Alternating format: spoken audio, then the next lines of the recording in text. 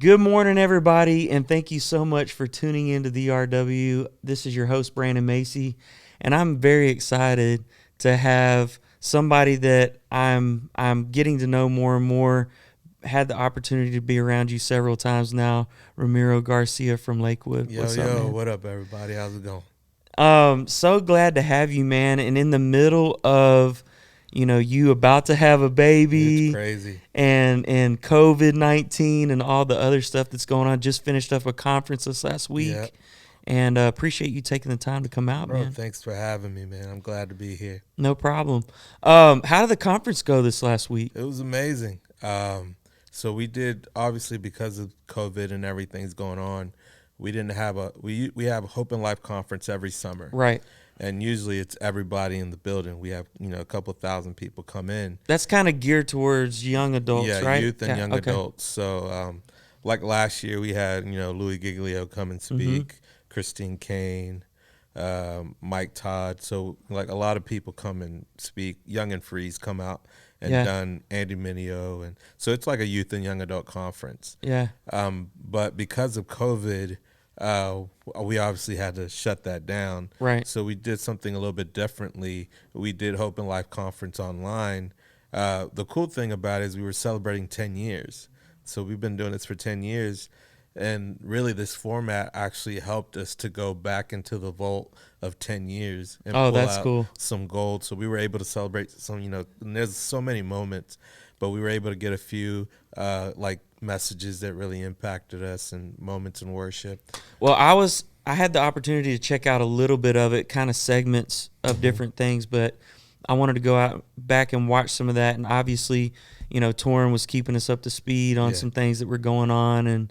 And I watched one of the interviews between Nick Nilsson and Pastor Osteen. And, bro, I mean, it looked like it was going to be really exciting. So everything that was going on. Bro, it's dope. We've had amazing conference in the past. The cool thing, like just night one, I think it surpassed what we were believing for. Last I heard was on night one alone, I think we had 35,000 people that watched night one. That's crazy, man. And it's definitely more people than actually fit in the building. So it worked on our favor. But we're ready for 2021. Hopefully 2021 is in the building. Yeah. Well, and that's been the crazy thing. We talked a little bit about this off mic, but during coronavirus COVID-19, we had to do everything online. I know that one of your many responsibilities at Lakewood is you do a lot of the social media stuff, a lot of the stuff online, a lot of the creative things.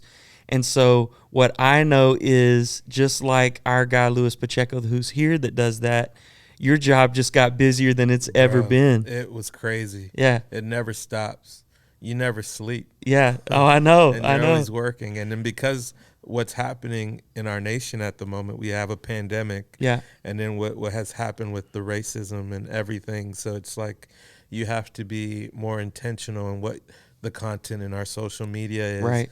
And also be sensitive to the times. Yeah. So there was actually certain posts that I had, or certain messages that I, like little encouragements that I had, that just didn't quite line up with the temperature of the nation at the moment. Yeah. That I had to, mute not post those, because it just doesn't fall in time. But well, and the hard thing during these times, and especially when it comes to something as sensitive as race, is you want to make sure that you're speaking out about things, but you want to also make sure that you're not excluding anybody, that you're including certain people, and then you want to show your support. I told somebody on the podcast recently that I've been reaching out to friends of mine, who are black, and like, hey, are you good?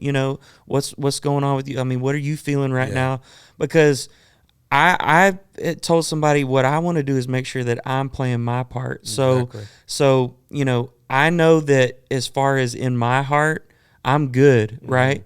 But I want to let other people know that don't know my heart. I mean, men are looking on the outward appearance, but I've got something in here. So I'm at the gym, I'm reaching out, talking to people that maybe I hadn't talked to before. Hey, bro, just want to let you know I'm standing with you. I've told that to several people that I didn't even know. Exactly. Just because I wanted them to know, hey, look, I know what's going on, and I'm standing with you. Yeah, you know, that's so good. well, you got to do that, and to me, as Christians, as the church, that's our responsibility.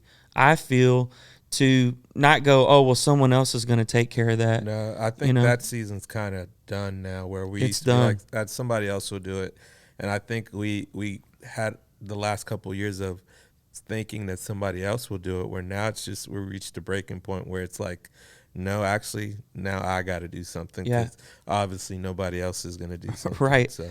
Well, and again, I think that responsibility falls on us. You know, if we want change, however it is, if we're trying to bring people closer to God, if we're trying to get closer to each other, that responsibility is on us, you know? So, I mean, I've been following some of the things that you guys have done as far as the church. And, you know, I think we've all seen the memes before that have come out. And it's like any time that you're in a place like you guys are in, man, the limelight is always right on you. The spotlight, rather, is on you. And people are going, what are they going to do? Yeah. You know, how's Lakewood going to show up for this? You know, what are they going to say? And that's a tough spot to be in, man, because there's a sweet spot, very fine line that you got to try to walk in. I think our team and our pastor's done a great job to walk humbly. I agree. And to always say we're not going to do anything if we haven't prayed about it. You know, we have to have peace. Right. And but we're definitely the first thing we do is all about reaching out to people and bringing hope and wanting to help people. Yeah. So that's always been in our nature and in our core as a church of being an oasis of love and stuff like that. But it is interesting because a lot of stuff gets taken out of context. Sure. There's things that get posted that are completely false and not true. But we just always learn that we don't have to defend ourselves because God is our vindicator. Yes. So that's kind of that's the high road, and it's not always the easy road. Trust me, I've wanted to respond to a few people. You can't, man. But our pastor's always been about like, you know what, I'm gonna let God handle it. Yeah. I'm just gonna keep running my race. So. Which I've learned a lot from, but trust me, there's plenty of times where I wanted to create another account and just attack somebody if I could. Well, and I think that's one of the difficulties about the day that we live in is you live by these little sound bites. You know, you get a little clip of something, you don't get the big picture, and that's why I think like stuff like what you and I are doing today, sitting down having conversations with people, is what it's all about. You can't communicate with somebody via text. No. You can't communicate with somebody via 140 characters. No. You've got to sit down with people and go, what are you feeling? What is your perception? How do you think I feel? Yeah. Because I can turn around and go, I don't feel that way. Yeah. You know, don't put words in each other's mouth. Give each other the benefit of the doubt. But we can't do that if everything that we're doing is via text and via social media and via this little response in this small clip. We've got to sit down and have conversations with people, man. And I love conversations. Yeah. I mean, I think we're getting back to the golden age of conversation again, you know? Yeah. I think that's a little bit with social media when it's not done correctly or abused, you lose the beauty of what a conversation is. Because it is a soundbite culture. It is like, let me get this 15 seconds or 30 seconds. But when you get to actually sit down and talk to somebody, I think that's a beautiful thing. Well, and to look in somebody's eye, man, and I mean the Bible says that our eyes are the windows to our soul. Mm-hmm. So when you're sitting across the table from somebody and I'm looking in your eye and you're going, man, I care about people, I can tell if that's put on or not. Yeah. You know, we have that in us to see if we are legit, if we're real people and that's coming from a real place. And I think we are getting better at getting back to that, but we have to. Yeah. I mean, the things that are happening in our country is letting us know that communicating via social media is not the answer. No. I mean, that's good for a few things. Maybe I want to catch up with people I went to high school with and say, hey, man, what's up? Remember this time? But not for my relationships. No. For real relationships, you got to have face-to-face and sit down and feel each other's heart, man. You really do. That's what I feel like this year's kind of done that, which is crazy because you have to be 6 feet apart and all these, stipulations to have a conversation. But I feel like that's what people are longing for. Again, it's just an honest conversation. I agree. Where it's like, if I ask you how you're doing, I think now we have to be prepared for the response. And it's not like, not just asking how you're doing just to say it. Right. But actually now I think we're in a season where, like, I want to hear it. And, right. And I might not like what I'm going to hear. Yeah. But, at the end of the day, I think it's true. Needed. I think it's one of the benefits of what we've gone through and what we're still going through, and taking a step back and going, have I been busy doing the things that really matter? Mm-hmm. Or am I, after this is all over, going to go, that's something I'm not adding back to my life. Exactly. Because there's just no value there. Yeah. And, we know, especially in ministry, you can get so busy doing so many other things and forget what the heart of the whole thing is, and that's people. Yeah. I mean, that's what this is all about. So as cool as social media is and creative and all these things, and we do all of that, the most important thing is, what are the people feeling? How are you reaching out to them? How are you ministering to them in that way? One of the things I wanted to talk about is a little bit about your background, because it's one of the things that I don't know a whole lot about. Where did you grow up? So, born and raised here in Houston, Texas. Houstonian through and through. Town. I grew up we moved around a lot. Grew up in Denver Harbor, Southeast, a little, Third Ward. So we moved around quite a bit, as a kid. But I am the middle child. Okay. So what that usually means is I get fed last. Have you ever are you a middle child? I'm not a middle child, but I have 3 kids, bro. So I know how it is. Make sure you take care of the middle one first. Yeah. Because in my house, it was always the oldest gets his plate, then the youngest gets his plate, and then me, when I was actually the first one at the table. Yeah. Which is crazy. But there you go. That's a little bit of the middle child syndrome coming out. Middle child speaking out. Still, I'm better now, though. I'm not bitter. But yeah, I am the middle child. I have 2 other brothers, born and raised here in Houston, and grew up. As far as church background, we went to a small bilingual church in the southeast side of Houston on 75th and Lawndale. All right. Which doesn't even exist there anymore, but that's kind of where we got our foundational spiritual, So I went upbringing. just a crazy story. I went to school right off of Broadway in 610, which is right down from Lawndale. Yeah. Was that Austin High School? No, I was right down the road from Dee.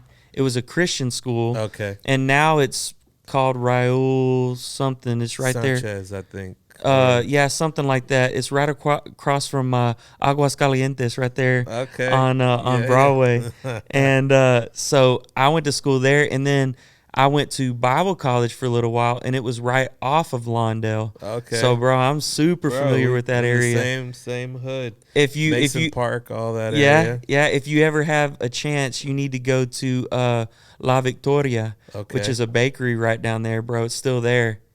Best tacos ever. Best tacos ever, I'm telling you. So you were in that area too. Yeah. And then so when was it that you've been at Lakewood for like 18 years? 18 years. So then we transitioned, and as a family ended up going to Lakewood in like early 2002, 2001. So we're in 20, so it's old location then. Old location. Yeah. So the one right here off of 610 East. Yeah. We grew up there. I still remember my first service, walking in and sitting all the way in the nosebleed section. So it's kind of crazy that now, and jumping ahead of the story, but I get to lead in that church there. Yeah. So it's a pretty cool thing. But yeah, I've been at Lakewood for 18 years. That's crazy. One of my first memories is I went to the live recording that Kirk Franklin did in that building. Nice. And I don't know if you were there or not, but bro, it was unbelievable. I wasn't, but that's an iconic album, and I remember that was what was that album name? Is it the? That was the one with Hosanna yes. It was called Hosanna, wasn't it? I don't know, but I can't just remember it. seeing it. That album was sick, Yeah. and I remember going to the recording there, and believe it or not, it was better live. I know that's crazy, but I'm telling you, it was so sick live, and that was one of my first times being in that building. Well, before I went there, I'd seen some concerts there because there used to be a lot of concerts at Lakewood. One of my all-time favorite bands, I don't know if you would know this band, but Delirious. So Martin Smith. I don't know them. Bro. I don't know them. They are the OGs, bro. Okay, I'm going to have to check that out. They are the OGs, Delirious. I mean, I'm sure you heard the song, like, I Could Sing of Your Love Forever. Yeah. Did You Feel the Mountains Tremble? History Maker. That's all Delirious. Okay. That's so I'm familiar with some of their stuff then. Yeah. Okay. Yeah, I know that song for sure. So, yeah, so you were there for what year was that you started going there? You remember? At Lakewood? Yeah. It started going around, I think, 2002. Okay. So I've been there for 18 years, and we were just serving faithfully, like going. The Spanish church then opened up at Lakewood. There wasn't a Spanish side of Lakewood at the time when we went there. Right. But then, at the time Marcos Witt came, they started Lakewood in Spanish. My family got involved, so I got to be a part of, the building up the Spanish side of Lakewood. Oh, very cool. With the youth department and stuff like that. But, so you have other members of your family. I know your brother's in music. Yeah, so my little brother's our music director. He's also one of our main writers. Yeah. So if you listen to any of the new Lakewood music or LYA music, you'll see his name on almost everything because he's just an amazing writer, amazing guitar player. So him and I kind of lead the worship for all LYA, which is our Lakewood Young Adults. Right. And LYA, the band that is, we got an album coming out this fall. We recorded a pseudo live album during this pandemic a few weeks back, so going to be pretty I think didn't you post some stuff, some clips of that? Yeah, well, no, I didn't post anything. I probably posted some of the singles. Like we have a new single with Torrin called You Are My Life. Yeah. That's out, and then It's Happening Now, another LYA single. So we've been busy. Yeah, I'm sure you have. Well, like I said, during this time, we weren't having business as usual, but the other stuff that you go, oh, okay, well, now we got to have, all of this production and all that's got to ramp up. And I mean, thankfully, we've had pretty good production here. I mean, obviously not at the level of Lakewood, but there was a lot of people that were reaching out to us going, hey, what do we do here? And I'm sure you guys were helping people out from that aspect as well. We're in this thing together. Absolutely. So I think some of the stuff we were learning at the same time. But what you would have thought is we would have worked a little bit less during this pandemic, but we actually have worked a lot harder. And I'm ready for a vacation, but I can't go anywhere because we're in the middle of a pandemic. And you're about to have a baby, so you're not doing nothing, man. I'm about to have a newborn in about 6 weeks. So, well, I'll say this, bro. I've had the opportunity to hear you lead worship in person several times, and bro, you not only amazing voice, but I appreciate your spirit in which you lead worship, and legit, man. I've led worship for many years. Always looked up to you.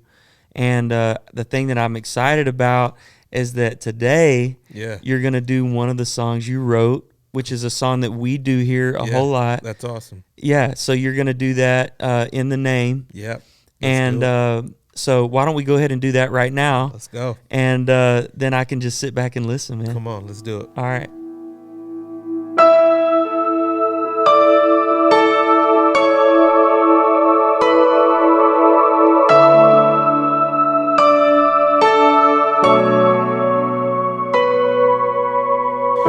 I got it strong in battle, and our God can never fail. Through Him all chains are broken, in Him the sick are healed. In the name of Jesus, giants are defeated. Every single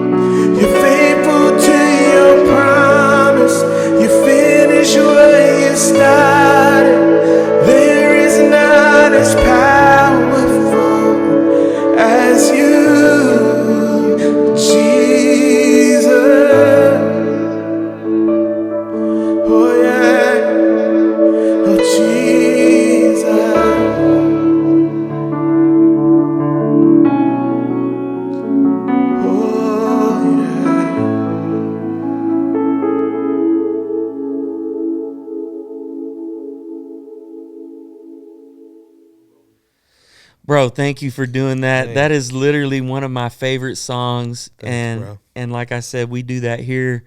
What was kind of the story behind you writing that whole song? That's what's crazy is that song probably took a few years of writing. There was different versions of it.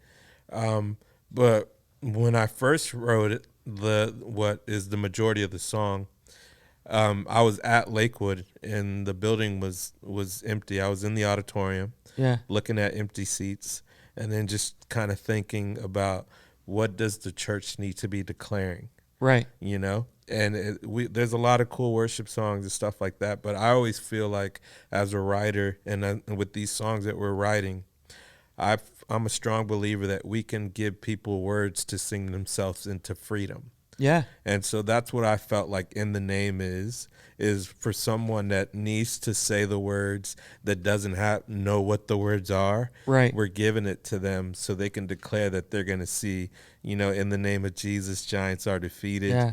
Every single mountain has to move. So that's when I started seeing the congregation in the empty room. That's what I was thinking. This is what the church needs to be declaring. Yeah. And believing that they can sing themselves into freedom. And that's kind of the story about, I wrote that for a bit, and then we got together and did an LYA writing session, and we finished the song. It was like me, myself, of course, I was there. Both of us were. Torin. Yeah. And I forget who the other writers are. Abel and Arthur, I believe, are the other writers. They're on our team as well. But well, I love that song, and another song that you were telling me the story about, which I think is so fitting now that you're about to have a daughter, is This Is Happening Now. Yeah, it's happening now. It's happening now. It's our one of the new LYA singles that's out right now. But the story behind the song is last year in 2019, we go to our first doctor's visit, Jamie and I. This was, we had decided we're going to start having kids. We want to start trying for kids. Sure. She gets pregnant. We go to our first doctor's appointment. However, we get the news that we weren't expecting. The doctor says, I can't find a heartbeat. And literally our first doctor's appointment, doctor says, I can't find a heartbeat, and declared that the baby was a miscarriage. And obviously we were devastated. I didn't actually hear the doctor say that. I had to look at Jamie's face, and she just broke down. It was definitely one of the hardest times of our life. And so we took some time away from that just to heal. Sure. I mean, when something like that happens, bro, you're like questioning God, and I'm thinking I'm doing everything right. I'm a worship leader. Like, stuff like this shouldn't happen to me. Right. So there was this tension of wrestling with God. But the good thing is God's not afraid of the messiness or the tough questions, Absolutely. Sometimes we feel like I can't approach this to him, but I was able to lay it all out. Right. And I think that's how Jamie and I were able to start the process of healing.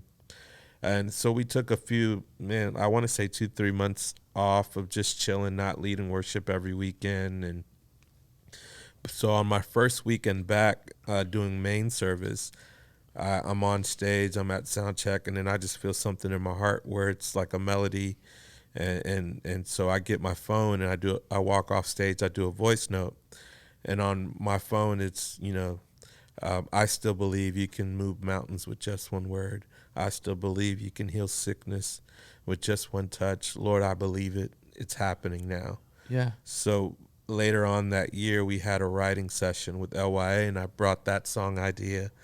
And so we finished the song, not knowing that when we were singing, declaring, because part of the song is saying, Lord, I believe it.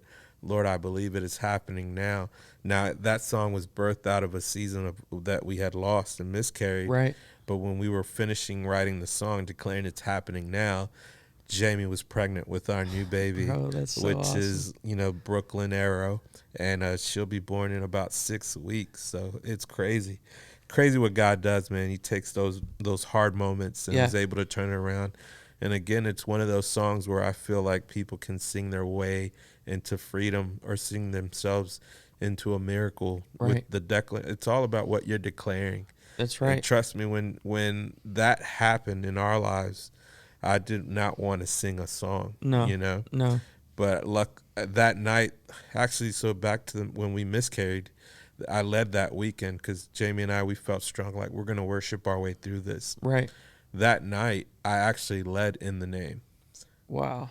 And it's just was one of those, the song that I wrote for other people to Right. find healing and breakthrough.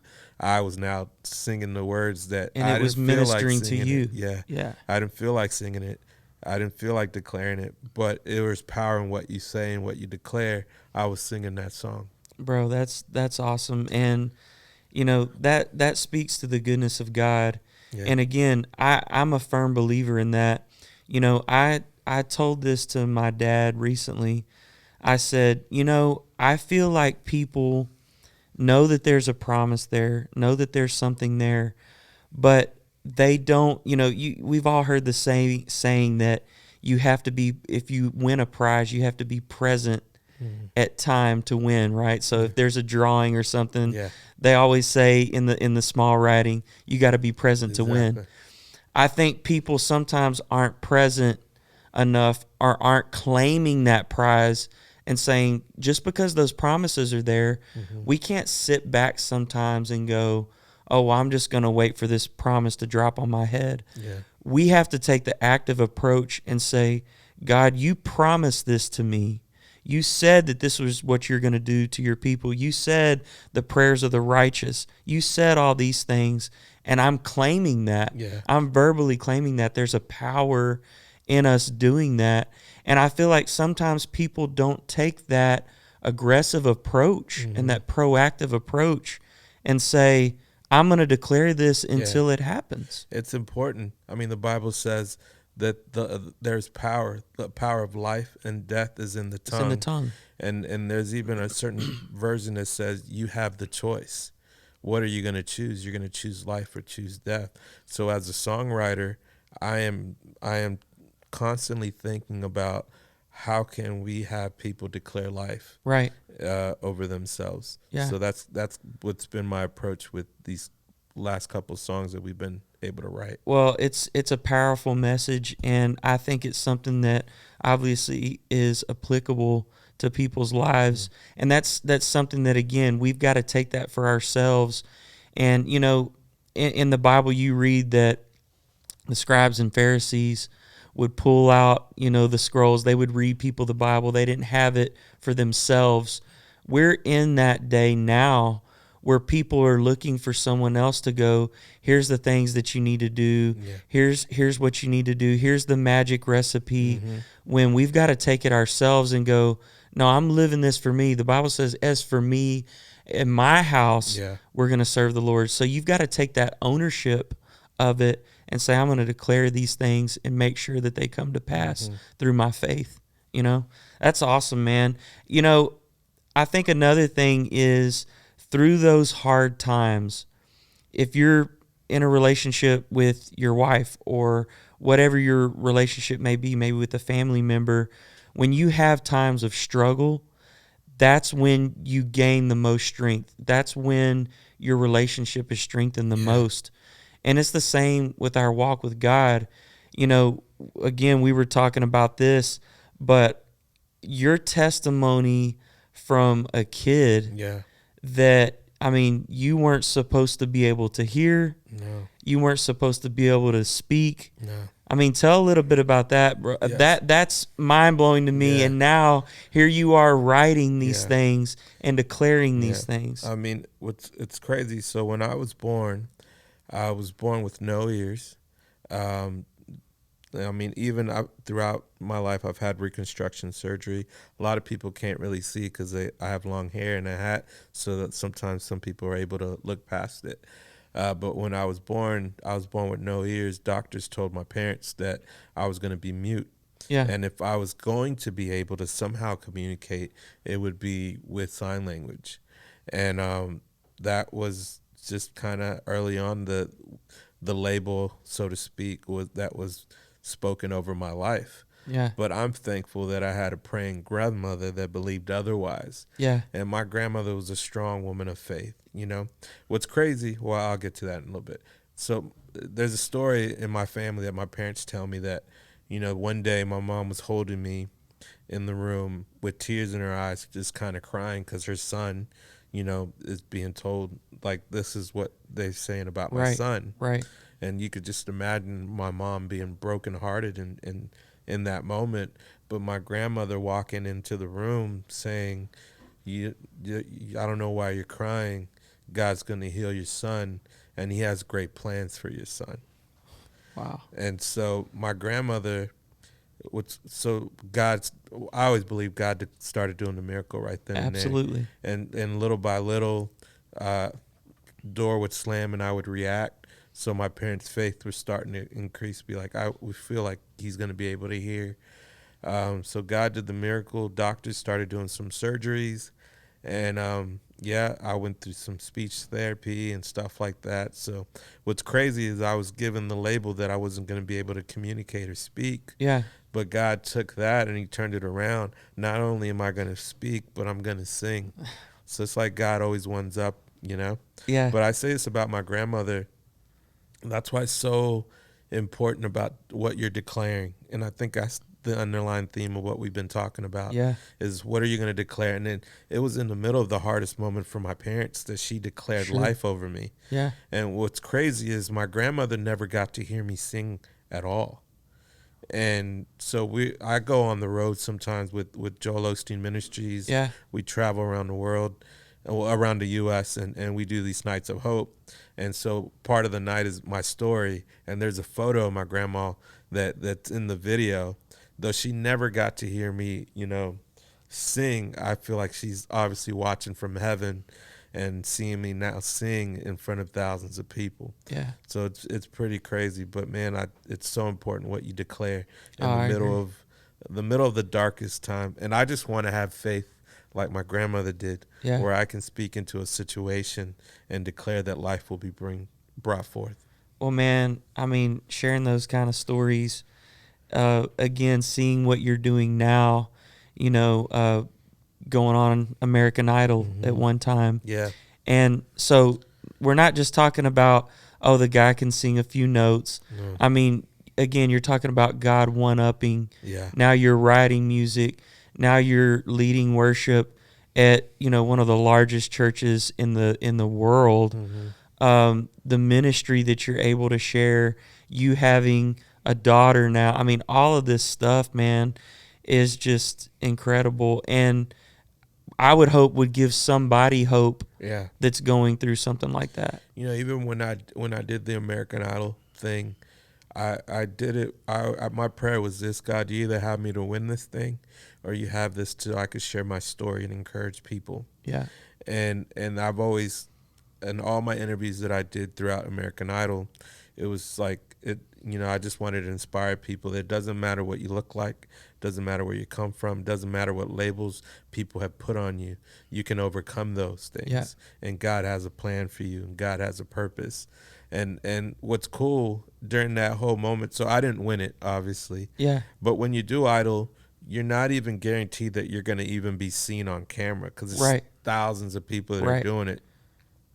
But I just felt in my heart that God wanted me to do this thing.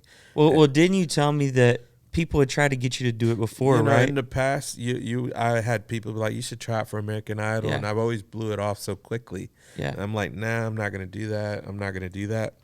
But there was just something different about this moment where someone approached, through Facebook. A friend sent me a message, hey, Idol's going to be in Houston.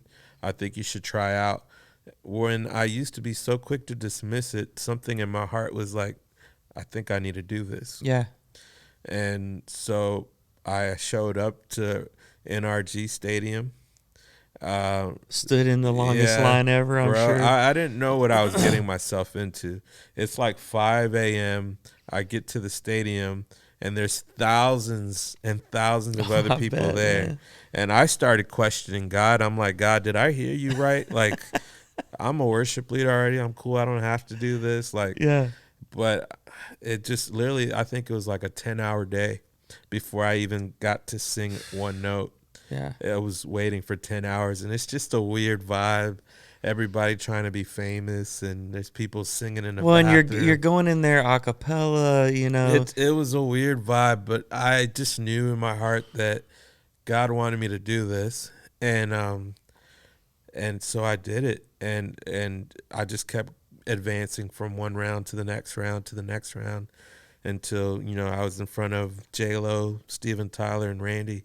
And what's crazy is they usually only tell you to do one song, Yeah. and then have a second song as a backup. Yeah. But for that audition with them, I did 4 songs. Are you serious? Yeah. It was insane. That's crazy. So- So I know you sang Amazing Grace. Yeah. What else do you sing? So Do you the remember?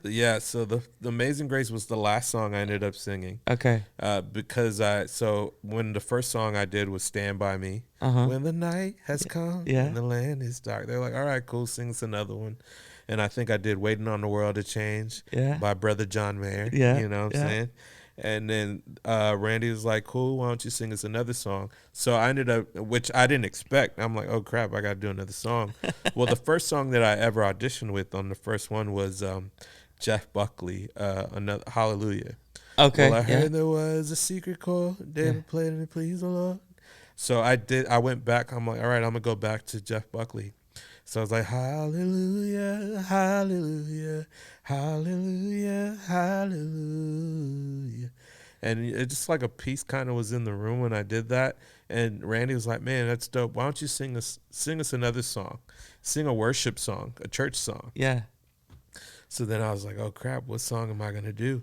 Like, what song are they going to even know? Like, Right. do I go, like, they probably don't know No Hill Song. They probably don't know any of that stuff. But I just felt like God said Amazing Grace. I'm like, everybody knows Amazing Grace. Right. Bono does Amazing Grace Sure. on YouTube. You know what I'm saying? Everybody knows Amazing Grace. So I ended up doing Amazing Grace and did the part, My Chains Are Gone, I've Been Set Free. Yeah. My God, my Savior has ransomed me. And I ended up advancing to Hollywood. What's crazy is when it's filmed early, but whenever that episode aired, at the time trending on Twitter wasn't a thing. Right. It was a new thing, but my name trended on Twitter worldwide that night. That's crazy. And when they played me in like the TV shows and in the radio show, because I got to hear one morning, like I listened to the radio, and they talked about, hey, this guy who's born with no ears and yada yada, but then he did a song. Let's listen to him. So on secular radio, like all these mainstream radios, you're hearing Amazing Grace, My Chains Are Gone. That's crazy. So God just took that, man. And so I say that all to say this one story. I got an email from a mom that said, hey, so-and-so told me to tune into American Idol. They were like on the East Coast, West Coast time. They like, watch it tonight. And so they watched it as a family. Mm-hmm. And then they had a daughter. When I came on, the little girl said, oh, look, Mom, he's just like me. So she had the same thing that I did. Wow. And so the mom was like, man, thank you so much for doing this. I didn't think my daughter's future would look so bright, but Yeah. you inspired us that she will be able to overcome and do these things. So that's what I feel like God sent Yeah. me to Idol to bring that to the world. Yeah. Well, and again, for God likes to do things where he gets all the glory. Yeah. This isn't something that somebody can go, oh, look at Ramiro, he started singing when he was 3 years old, and he had all this, all these people helping him and all this kind of stuff as far as tutelage and all that kind of stuff. You're coming from a background where everything was against you. Yeah. And all you can do is say, God, this is all you. Yeah. And I think when we're in those positions where we're going, there's no way I would be here if it hadn't been for you. That's the position that God likes to be in, where he receives all the glory. And I mean, that's what you've done. And I have to surrender every day. Yeah. Because even though the outer looks everything is good, my ears are still the same. I Right. still have that against me. Yeah. My hearing sometimes isn't the best. So I still have this crutch, so to speak. Sure. This thorn on my side, which always keeps me reminding that I need God, because if I don't have him, then I won't be able to do this. Like when I put my in-ears on, my in-ears are different than other people. Yeah. So I'm constantly reminded of of what can look like a curse or feel like a curse, but I'm reminded of God's faithfulness. Yeah. And the blessing that I know where I should be and could be, but if it wasn't for him, I wouldn't be able to do this. So that's why I'm able to, I think that's why this stays fresh for me. Right. You know, when leading worship all the time, Sure. and doing weekend after weekend, it's cool to sometimes go on autopilot. And I even have those moments sometimes, but I'm constantly reminded that I'm not supposed to be doing this. Right. So it keeps me on track of, like, God, you're allowing me to do this. So I'm going to do this for you the best of my ability. Well, and I think that is one of the struggles of being in ministry Yeah. or leading worship or whatever it is to come in and day out.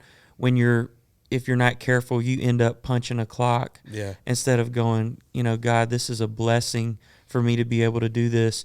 I mean, I told you a few things about my life, and every time that I'm on the platform, every time that I'm doing something, I go, I shouldn't be here. Yeah. With my past, I shouldn't be here. You've redeemed me. Mm-hmm. I've been completely redeemed. And I think it's good for us to remind ourselves of that. The Bible even says, I believe it was Job that encouraged himself in the Lord and had to say, God, you've done all these things for me in the past, so I know that you're going to do it in the future. And it's good for us to sometimes take that and encourage ourselves. Yeah. I mean, David did it. God, you gave me the lion, you gave me the bear, now you're going to give me the Philistine.